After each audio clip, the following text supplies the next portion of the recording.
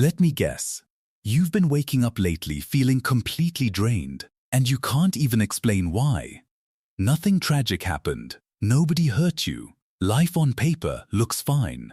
But something inside you is exhausted in a way that sleep doesn't fix, that weekends don't cure, that no amount of alone time seems to fully heal.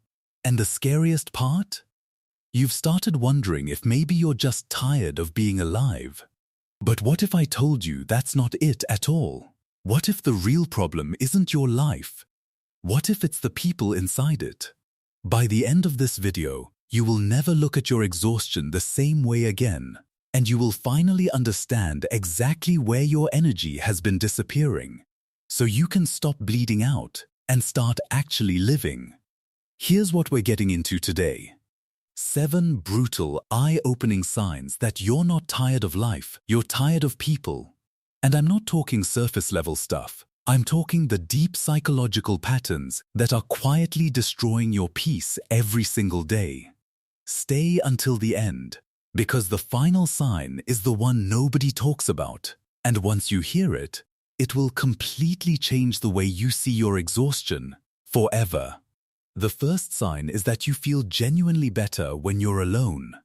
And not the sad kind of alone, the relieved kind. When you're finally by yourself, something in your chest loosens. The tension you didn't even realize you were carrying just melts. No performing, no managing other people's emotions, no pretending you're okay when you're not. Just silence. And it feels incredible. If being alone is the highlight of your day, pay attention to that. Your nervous system is telling you something your mind hasn't accepted yet. The second sign is that conversations have started to feel like physical labor. Someone sends you a message, and you stare at it like it's a bill you don't have money to pay. You want to reply. Part of you knows you should. But something inside just goes flat. So you leave it. And later becomes tomorrow. And tomorrow becomes next week. This isn't laziness. This is what emotional depletion actually looks like. You're not avoiding people because you hate them. You're avoiding them because you have nothing left to give. The third sign is that negativity from others wrecks you now in ways it never used to. The complaints, the drama, the endless cycle of problems from people who never actually want solutions. You used to absorb it. You used to try to help. Now it hits you like a wall, and all you want to do is disappear. That's not weakness. That's what happens when an empathetic person finally runs completely dry. I want to stop here for a second and be honest with you. Because I've sat exactly where you're sitting right now. There was a period in my life where I was surrounded by people every single day and felt more alone than I ever had. I was exhausted, irritable, and I genuinely thought something was wrong with me. I thought I was becoming a bad person. Cold, selfish, broken. It took me a long time to realize I wasn't broken at all. I had just spent years pouring myself into people who treated my energy like it was unlimited. I wasn't tired of life. I was empty because I had let the wrong people drain me to the bone. And the moment I understood that, everything changed. The fourth sign is that you've stopped explaining yourself. You used to lay it all out. Your feelings, your reasons, your side of the story. You'd try so hard to be understood, and now you just don't. Not because you stopped caring, but because you got tired of handing your heart to people who kept dropping it. Silence became your armor. And honestly, that armor is not a flaw. It's what survival looks like. The fifth sign is that you avoid certain people on purpose, and it feels like the right decision. Not out of hate, out of pattern recognition. You already know how you'll feel when that conversation ends. You've lived it enough times. The emotional drain. The quiet resentment, that heavy feeling you carry home like a bag full of rocks. So you choose distance, and instead of guilt, you feel something unexpected. Peace.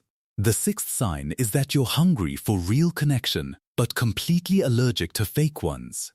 Small talk used to be fine. Now it feels like sandpaper. You don't want more people in your life. You want better ones. Real conversations, genuine depth. The kind of connection where you don't have to perform or shrink or pretend. And because that standard has gone up, your circle has quietly gotten smaller. That's not isolation. That's evolution. So let's bring this home right now. The seventh sign is the one that will hit you hardest. Your exhaustion isn't in your body, it's in your soul. You can sleep 8 hours and still wake up depleted. You can take a vacation and come back just as drained. Because what's tired isn't your muscles, it's your emotional core. It's the part of you that has been managing, absorbing, tolerating, and giving to people who never once asked how much it was costing you. Here's the brutal truth. You were never tired of life. You were just slowly being emptied by the wrong people, in the wrong conversations, inside the wrong connections. And your mind, in its incredible wisdom, started pulling away not because it gave up, but because it was trying to protect you. You are not broken. You are not antisocial. You are not a bad person for needing space. You are someone who finally woke up to the fact that your energy is sacred, and not everyone deserves access to it. Now the question is, what are you going to do with that truth? Because knowing it isn't enough. You have to choose differently.